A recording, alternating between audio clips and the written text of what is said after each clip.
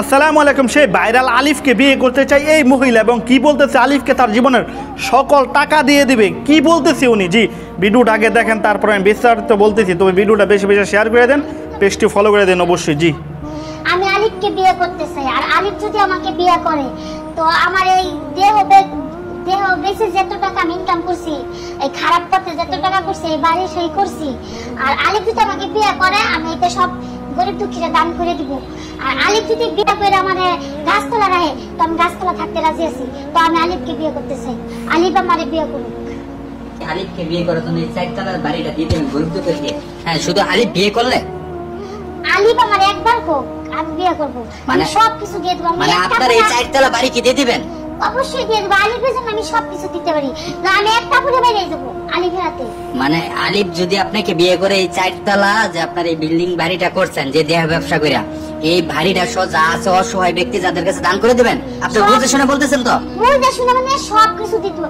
যে পায়ে হেঁটে ওয়াসপিরেন্স 1 বছর পর, ওর জন্য আমি সবকিছু করতে পারি। আমার এই এত সুখের দরকার নাই, আলিফের আমি গাছতলা থাকবো। আমার এই সুখ পালং খাটের দরকার নাই, এত টাকা পয়সার দরকার নাই। কষ্ট করে যদি পায়ে হাইতে খায়া না খায়া ওয়াসপিরাইতে পারে। আপনি তো শুনেন, আপনি তো এমনি তো বাদ দিতে পারেন, আলিফ লাগে না তো। আপনি যে এত কিছু বুঝেন, আপনি যে এত কিছু বলতেছেন এইভাবে, হ্যাঁ, যে আলিফ যদি আপনাকে বিয়ে করে তাহলে আপনি সবকিছু ছেড়ে দিবেন, দেহ ব্যবসা পরে করবেন, এটা গ্যারান্টি কি? শুনেন, সবাই টাকার পাগল, আর আলিফ কিন্তু টাকার পাগল না। আপনি কিভাবে বুঝলেন? খাঁটি মানুষ। আপনি কিভাবে বুঝলেন? আপনি যে এতক্ষণ সময় বললেন, এই যে আমরা যে সাক্ষাৎকার ভিডিওগুলো নিতেছি, আপনি যে বলতেছেন এই কথাগুলো, আপনি তো ভাইরাল হওয়ার জন্য বলতেছেন না? ভাইরাল হওয়ার জন্য বলতেছি না। আর কি ভাইরাল হওয়ার না? কিছুদিন আগে দেখছি এক মোল্লা, মনে করেন কাঠ মোল্লা বলবো তাকে, সে মাথার চুল কালার করে ভাইরাল হয়েছে। আপনি কি এই ধান্দা শুরু করছেন? না না, আমার শুনেন, আগে একজনের সাথে মানে বলছিলাম তুমি তো আমাকে বিয়ে করো, তাহলে আমার সয় সম্পত্তি টাকা পয়সা। মানে আগে বলছিলেন, বুঝলাম না কথা। মানে এর আগে একজনকে বলছিলাম। মানে আপনি কি বারবার বিয়ে করতে চাইতেছেন নাকি? বারবার না, ওনাকে আমার কথা শুনেন। এর আগে একবার আমি বিয়ে করবা চাইছিলাম, তা বলছি দেখো তুমি যে আমাকে বিয়ে করো তাহলে আমার তুমি ভালো পথে নিলে আমি রাস্তা ছাইড়ে দেবো। ও আমাকে আশ্বাস দিচ্ছে হ্যাঁ বিয়ে করবো করবো কয়ে কয়ে আমার অনেক টাকা পয়সা খাইছে, কিন্তু আমাকে বিয়ে করছে না। আর আলিফের মধ্যে ওইটা আছে, আলিফ তো টাকার পাগল না, আলিফ একটা খাঁটি মানুষ, আল্লাহ ওরে সব দিক দিয়ে দিছে।